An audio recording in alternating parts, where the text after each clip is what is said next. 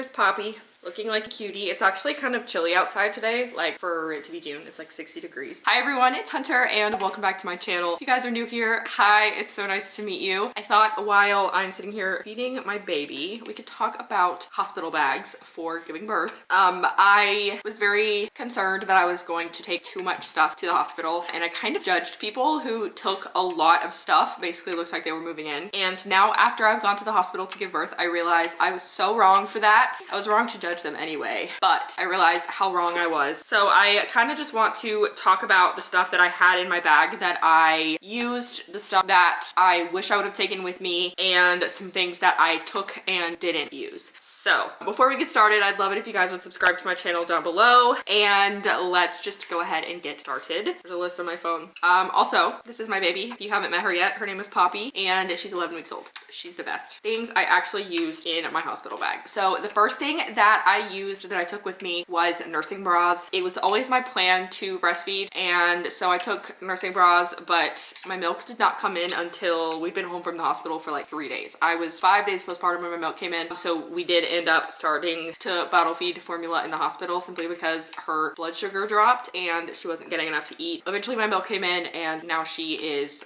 exclusively breastfed, but with a bottle instead of nursing. So I still use those, but it was really nice to have them in the hospital because you constantly have people who are coming into your room, and lactation support and nurses and doctors and all the people are in there, and they want to help you try to breastfeed if that's what you want to do. And so I made sure that I had nursing bras, and it was nice because I was able to just like unclip constantly. But also, like, if someone came into your room that you didn't necessarily want to like just see with your boobs hanging out, you could easily pull it up and snap it real quick rather than like having to take a whole bra off and put one on in between all of that. So highly recommend taking some nursing bras. Mine are nursing bralettes and I absolutely love them. I got them from Maternity Motherhood, and I think they were like, mine were $10. They were on sale for $10. I'm not sure how much they cost now, and I'm not sure what the full price is, but they were great and I still use them every single day. So big fan of those, and yeah, just a big fan of those. The next thing on this list is kind of going with that, is button-up pajamas. So whether it's pants and long sleeves, shorts,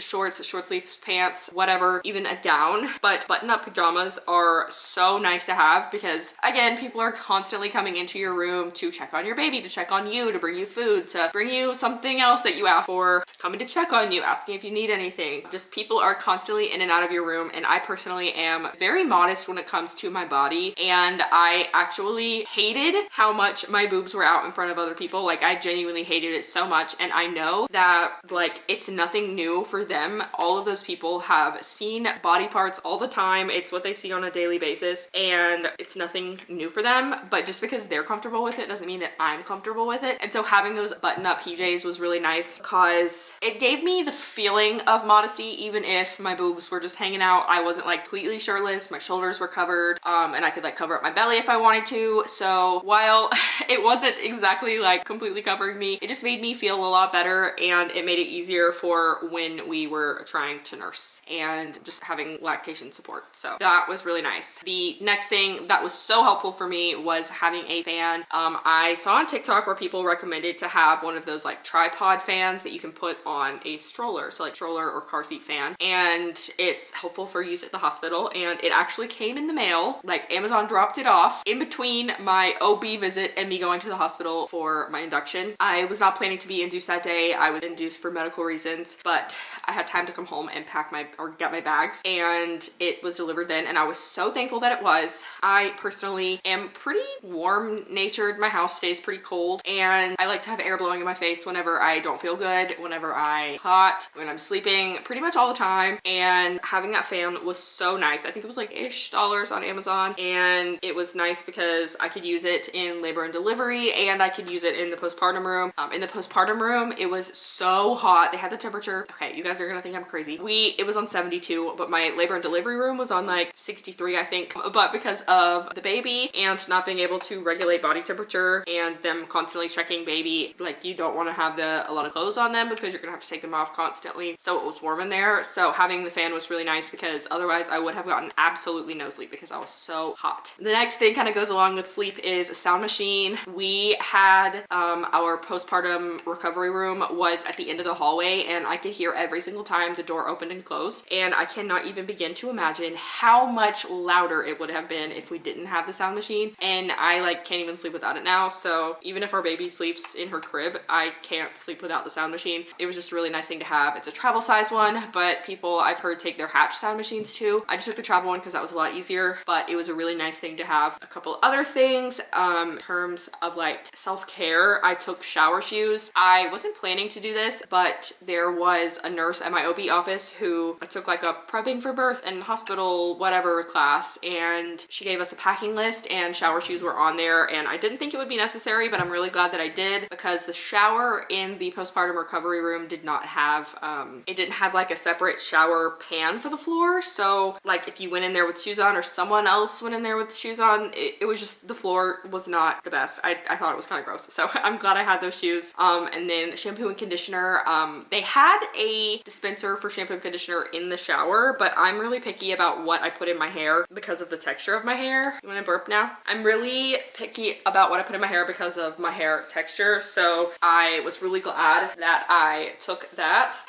Oh, what's up? So I was really glad I took that. I'm not super picky about body wash though, so I did use what was in the shower there. Oh, that was a good burp, babe. Ooh, burping, burping, burping. That's so good. You're doing a good job. And then for more self-care, I took my glasses and extra contacts. I think that it's important if you're staying overnight anywhere to take glasses because you never know. I obviously did not want to wear my contacts while I was sleeping, but I still wanted to be able to see. So having my glasses was very important, but also having extra contacts was important because normally, like most of the time when I take extra contacts, I don't end up using them. However, I'd rather have them and not need them than need them and not have them, just because I don't like wearing my glasses unless I'm like in a bedtime winding down situation. So I ended up dropping one of my contacts on the floor in the recovery room right before we were discharged, and I'm so glad that I brought them because I had an extra pair, so that was nice. Two more things of things that I'm glad I took. One, I took an eye mask. They tell you to get rest when you can, but it's impossible with all of the lights and monitors and machines and everything in your room. So I'm really glad I took my eye mask because I literally would not have slept a single bit if I didn't have my eye mask. I don't wear it at home because most of the time I don't wear it at home because our bedroom is quite dark, but I am not very good at sleeping with lights on. So the fact that I was hooked up to an IV and a blood pressure cuff and the contraction monitor and baby's heart rate monitor and the thing that they put baby on to weigh them, or like the bed that they put the baby on once they come out of you.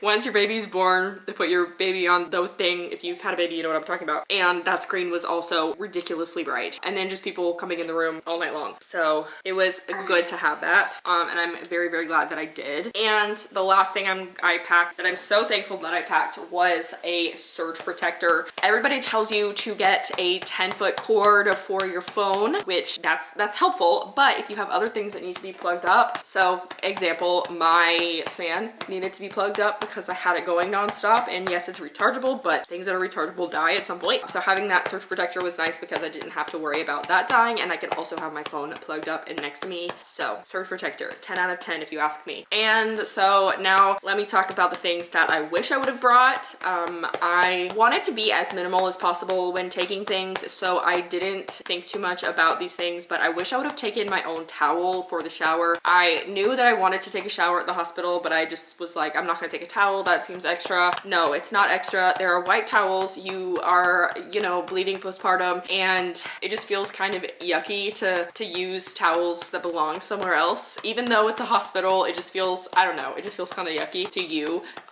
Plus they're literally so tiny and you're already so uncomfortable with your body because you literally just pushed a human out of it or had a human cut out of you. So you are just like in general very uncomfortable, so having something from home that's comfortable like a towel is a lot nicer. So next time if I have another baby, I will definitely be taking a towel with me. And the same thing goes for my pillow. I used the pillows at the hospital just fine. There was nothing necessarily wrong with them, but I think I would have just slept better if I had my own pillow. I also wish I would have taken Propel packets. I suck those things down like there's no tomorrow. I drink a lot of water. I am constantly thirsty, so having Propel packets would have been nice to just like mix it up a little bit. I'm not a huge fan of tap water, so I think it would have just been nice to add a little bit of flavor. especially after when you're in labor, you can really only have clear liquids. So even though Propel is a clear liquid, I think it would have made me drink more water. And then 2 more things. I wish I would have taken an extra set of comfy clothes. I had my pajamas and then I had the outfit that I wore home, but I wish that I would have had like an extra t-shirt and some shorts or something just to make me feel a little bit more comfortable,